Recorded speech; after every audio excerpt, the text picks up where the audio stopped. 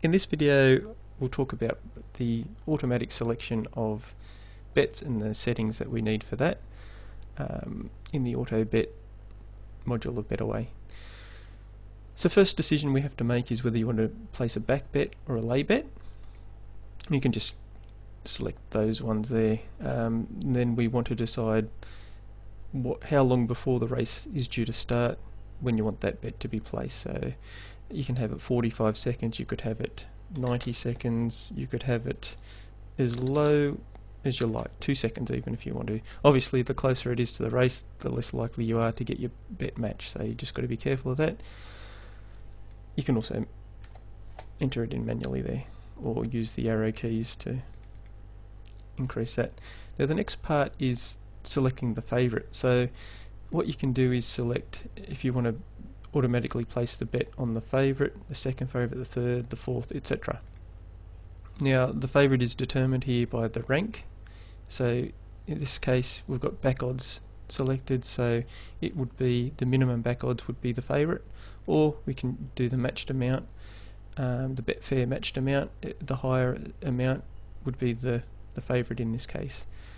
Underneath that we've got a couple of options here. You can do a random pick, and then that's when these boxes come into play, so it'll pick the random favourite between second favourite and fourth favourite. In this case we can also change the value there, so first and fourth, fifth, etc.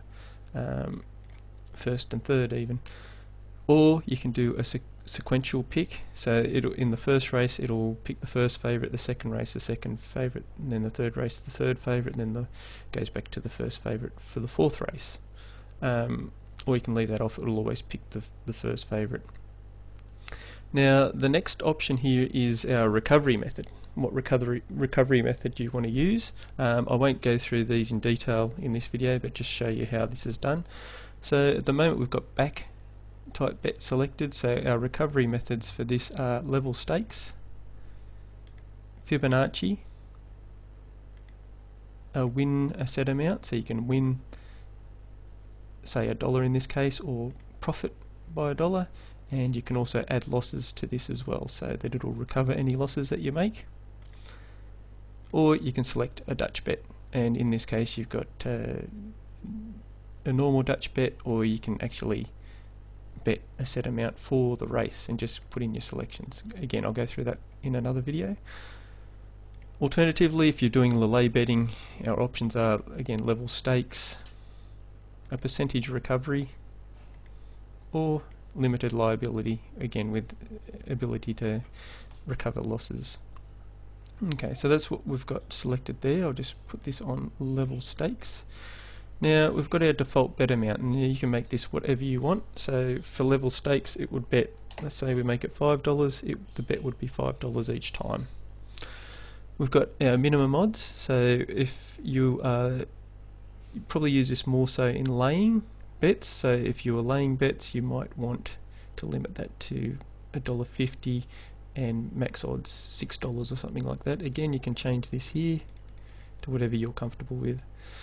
The maximum liability will be the maximum amount that you're willing to lose, so if it hits that, the bet won't be placed. Maximum spread, now the spread is the difference between the back and the lay amount, so if it's not a very well formed market, or it's an event that hasn't got much, isn't very popular, then the maximum spread will probably be higher. The spread will be higher, meaning what happens generally in that case, it's very difficult to get your bet matched, or you get matched at bad odds. So if you keep that at a low amount, you'll be getting better quality bets sent through. Now we've got minimum runners, so you can set that up or down, whatever you like there. Same with the maximum runners there.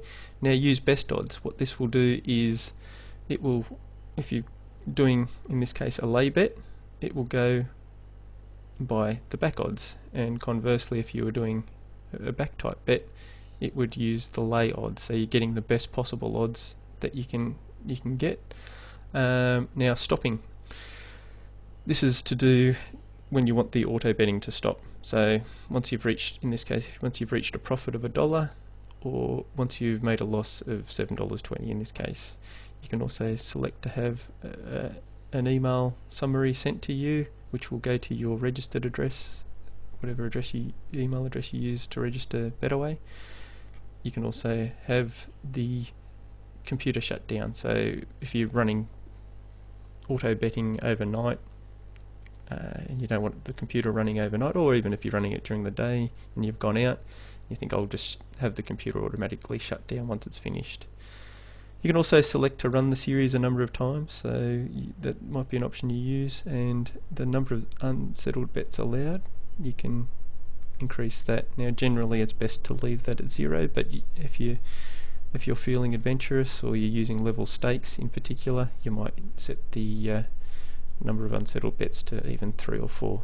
So that's all the options here, a brief summary of what they're all about, and I'll be talking about them more in the future.